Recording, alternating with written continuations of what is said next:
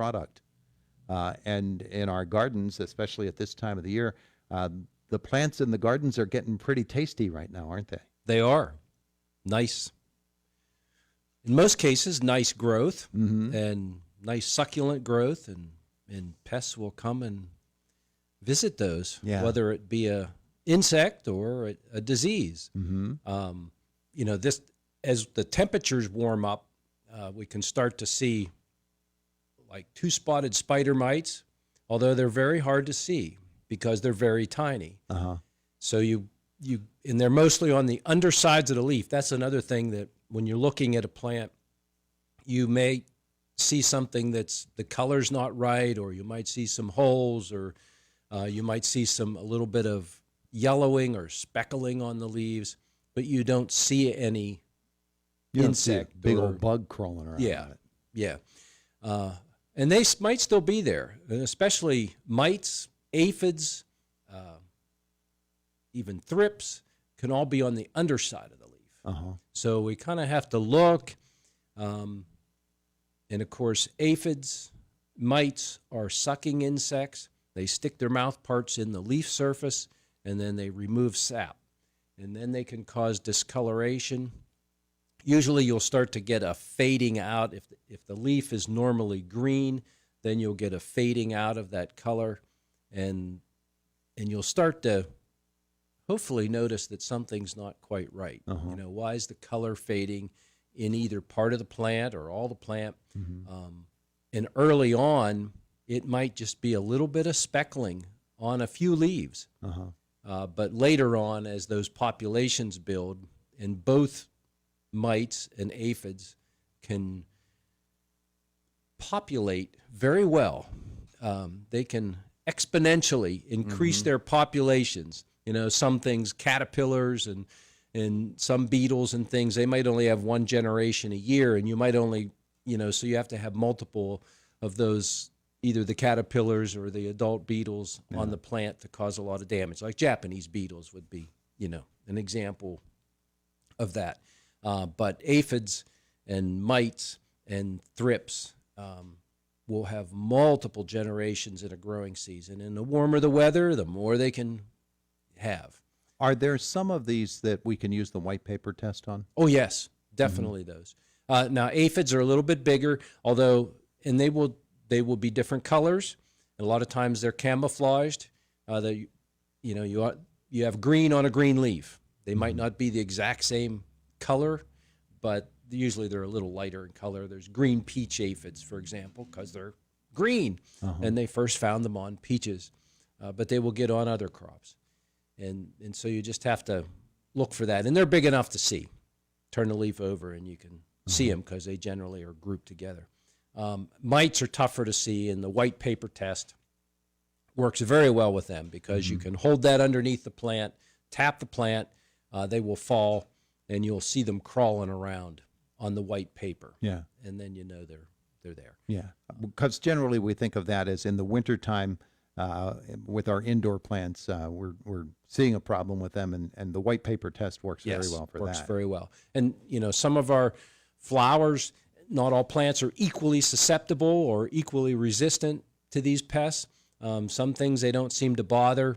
In other plants, other flower, you might have one type of flower in a pot, and it starts to look off color or not right, and you look closer, and then you find that, oh my, I've got a spider mite infestation here. But when a particular bug, a tiny little thing, is living on the underside of the leaves, how do you treat that? You're not going to get underneath and spray up underneath, are you? Or are you? Well, you have to. You have to get good coverage, no matter what you use. If you're using powder or spray. Let's just say you're using insecticidal soap, okay? You still have to get good coverage. There's no, with insecticidal soap, there's no residue. It has to come in contact with the pest that you're trying to control. So yes, you gotta have enough of pressure there and spray power to kind of move the leaves. Or like if it's a potted plant, if you can put it up a little higher to make it easier, you might just be using a spritzer bottle to do it with, and that's fine. But you just need to be able to spray that so that it hits the right side of the plant.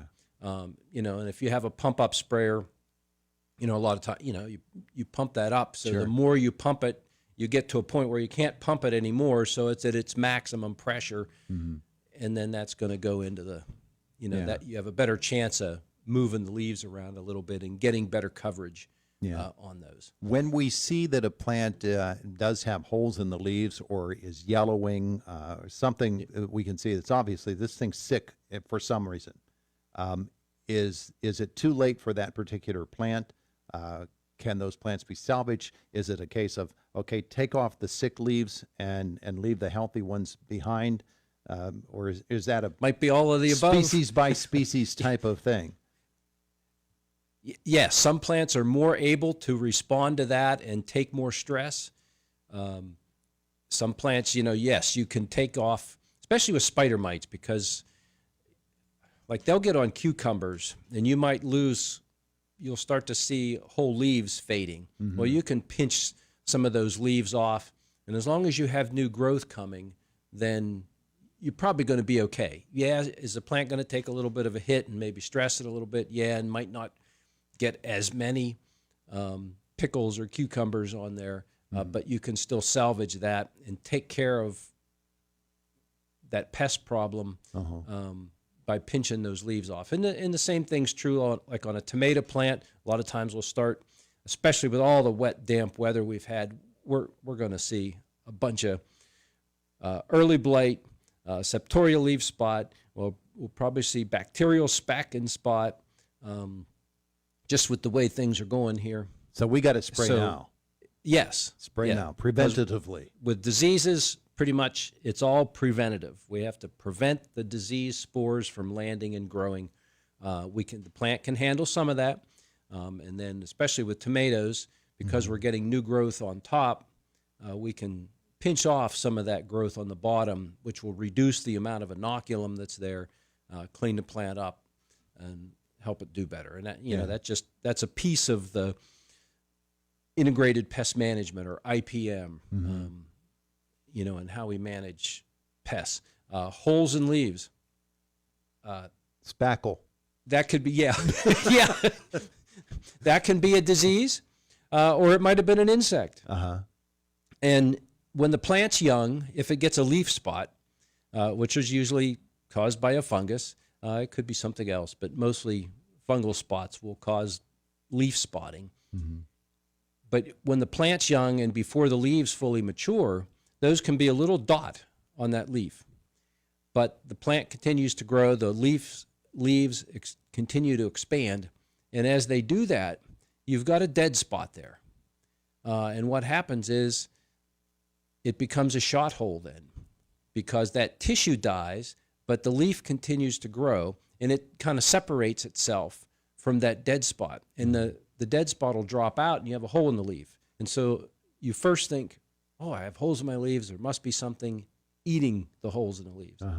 When it wasn't an insect at all. The leaf actually protecting itself. It was actually a disease, and it kind of grew and made it look like it was an insect. You can also have an insect do feeding early and be gone, but the leaves continue to grow, and so that hole might double in size. And so you think, oh man, I've got some big monster in there chewing on my leaves. Well, it might have been a little tiny caterpillar or a little beetle that ate a little hole, but the plant made it look bigger in the end. Those little guys get into the garden, and there's probably not a plant that you're putting in the garden that doesn't have some sort of animal or fungal enemy. Yes. And they're coming after them all the time, so we need to protect. Yes, and you can look up and find lists of plants that are resistant to this or resistant to that. Some plants are immune to certain things. And, you know, you start to get into like a lot of the tomatoes, heirloom tomato types. There's a lot of those that are very susceptible to a lot of diseases. Cucumbers tend to be very susceptible to diseases, as well as insect problems. So you constantly, with those, have to be looking at them. all this wet weather, you might have planted plants in the garden and they're looking yellow or they're not growing, or it can be just the wet feet that they have. It's just too wet. And that's an overnight thing sometimes. Sometimes. It's looking great in the morning, and by the afternoon, it's saying, oh. It's like zucchini and summer squash. They can almost look at water and give it up. They'll just turn yellow and melt in front of your eyes because they don't. I'm picturing Larry David at the moment. Hey! and overnight, literally. But in a wet spot, in your garden, if you have just, you have a little bit heavier soil, the soil changes from one end of the garden to the other, or in a spot in the garden, and you got a little more clay content and heavier soil, or you have a little bit of a swale, a dip where moisture can hold longer, and you have, your summer squash planted there, well, you might not have it tomorrow or the next day. Because it just doesn't like that at all. It's an apocalyptic garden. And there are diseases associated with that as well. The Phytophthora is a key one that can be there and cause problems in those wet spots. But usually, if it comes and goes in 24 hours, no big deal. But when it sits there for days, then that becomes a problem. The roots start they just can't handle that. They rot, and then we're done. Well, so, and in fact, we are done. Just like that. Our segment just ended.